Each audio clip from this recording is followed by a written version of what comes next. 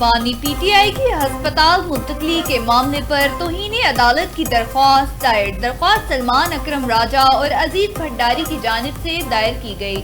Supreme court کے حکم کی خلاف ورزی پر توہین عدالت کی کارروائی کی استدعا، جواب دہندگان کو شوکاز نوٹس اور ذاتی حاضری کا حکم دینے کا حکم۔ بانی پی ٹی آئی کا شفا انٹرنیشنل ہسپتال میں طبی معائنہ کرانے کی استدعا۔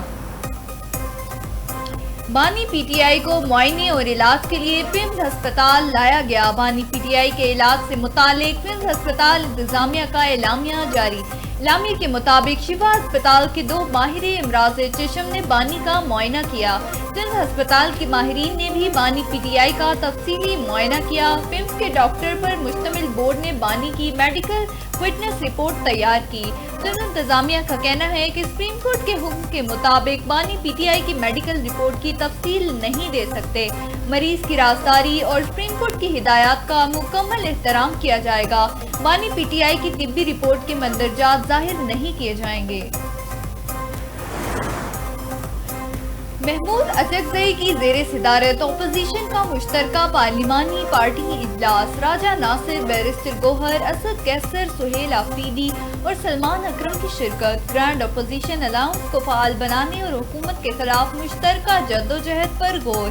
اعلامیہ کے مطابق بانی پی ٹی آئی کی صحت پر گہری تشویش، علاج پر سمجھوتہ نہ کرنے کا اعادہ۔ شرکاء نے کہا، بانی نے حکومت پی ٹی آئی کی صحت پر ڈرامہ رچایا۔ سپریم کورٹ کے فیصلوں پر عمل نہ ہونا توہین عدالت ہے۔ فیصلے پر عمل درآمد کے لیے آج سپریم کورٹ سے رجوع کرنے کا فیصلہ۔ 27 ستمبر کو بھرپور احتجاج کا فیصلہ برقرار رکھنے کا اعلان۔ 9 مارچ میں تمام اپوزیشن جماعتوں کو دعوت دینے کا فیصلہ۔ ملک بھر میں رابطہ عوام مہم تیز کرنے پر اتفاق۔ مولانا فضل الرحمان نے پارلیمنٹ سے استعفوں کے تحریک انصاف کے موقف کی مخالفت کر دی۔ اپوزیشن جماعتوں کے مشترکہ اجلاس کی اندرونی کہانی سامنے آ گئی۔ تحریک انصاف کی اکثریت بھی پارلیمانی پلیٹ فارم پر نہ چھوڑنے پر متفق ہے۔ پارلیمنٹ سے استعفے دیں تو کیا خیبر پختونخوا اسمبلی بھی چھوڑیں گے؟ مولانا فضل الرحمان نے کہا، سڑکوں پر نکلنے سے پہلے پارلیمنٹ کا فورم مؤثر استعمال کیا جائے۔ اپوزیشن کا فورم اور قانون سازی میں حکومت کو ٹف ٹائم دینے پر اتفاق۔ قومی اسمبلی، سینٹ اور صوبائی اسمبلیوں میں اپوزیشن تعاون کا فیصلہ۔ مولانا فضل الرحمان نے 27 ستمبر کو لانگ مارچ میں شرکت کی حامی نہیں بھری۔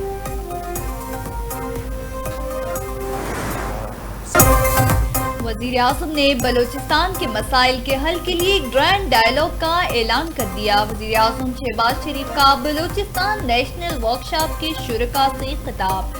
کہا، ریاست ماں کا درجہ رکھتی ہے جو کبھی نہیں چاہتی بچوں کو تکلیف پہنچے۔ بلوچستان میں مسائل ہیں جو مذاکرات سے حل ہونے چاہیے۔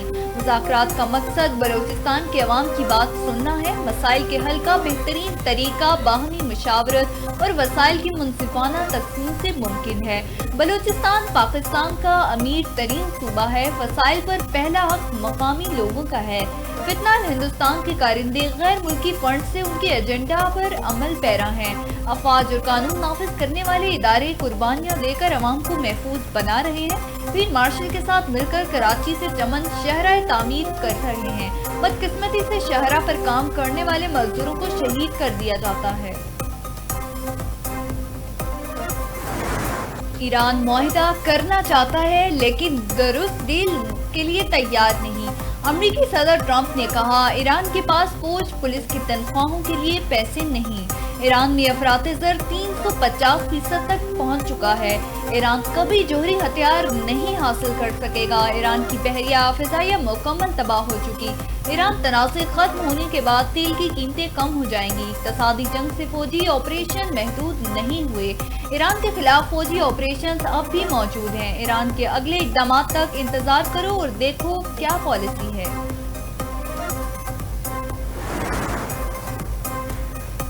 ایران نے امریکی اقتصادی پابندیوں کو تمام ممالک کے خلاف اعلان جنگ قرار دے دیا۔ ایرانی وزارت خارجہ کے ترجمان اسماعیل بقائی کا امریکی پابندیوں پر شدید رد عمل۔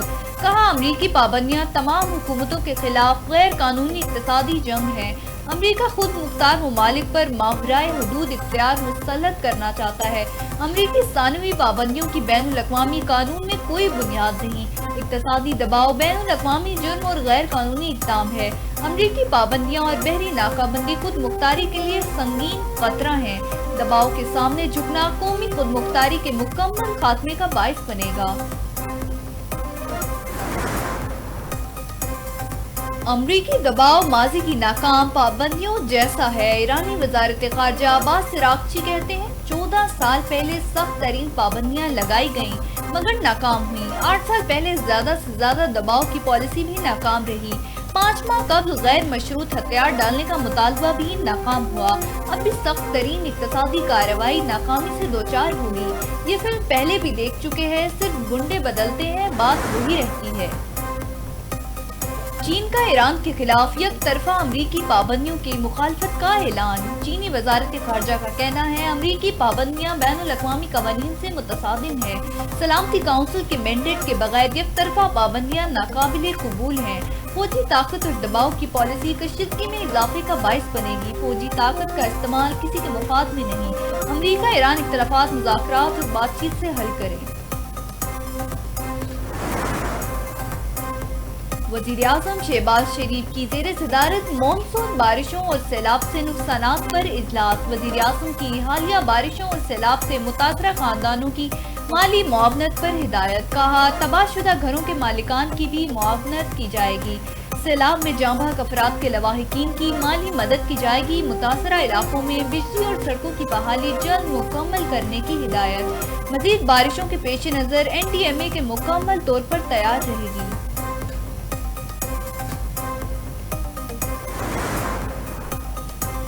صدر آصف علی زرداری سے ملیشین وزیر داخلہ کی ملاقات۔ پاکستان ملیشیا کے درمیان دو طرفہ تجارت کے فروغ پر تبادلہ خیال۔ پاکستان ملیشیا کا انسدادی دہشت گردی تعاون مزید بڑھانے پر اتفاق۔ صدر مملکت آصف زرداری نے کہا پاکستان اور ملیشیا کے برادرانہ تعلقات مشترکہ مذہب، ثقافت اور باہمی احترام پر مبنی ہے۔ پاکستان ملیشیا کے درمیان ہفتہ وار 14 پروازیں چل رہی ہیں۔ صدر زرداری کا سیکیورٹی شعبوں میں دو طرفہ تعاون بڑھانے پر زور۔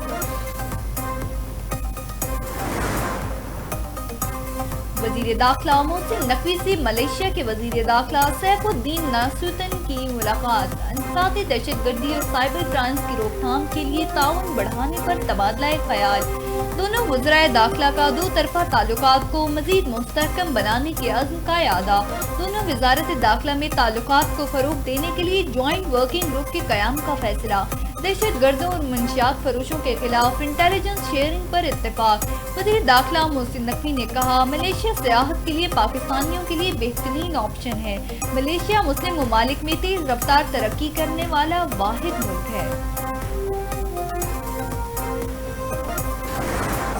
ملک کی ہڑتال کب ہوگی؟ 13 ربیع الاول کو بتائیں گے۔ امیر جماعت اسلامی حافظ نعیم کا کراچی میں پیٹرولیم لیوی کے خلاف دھرنے کے شرکاء سے خطاب۔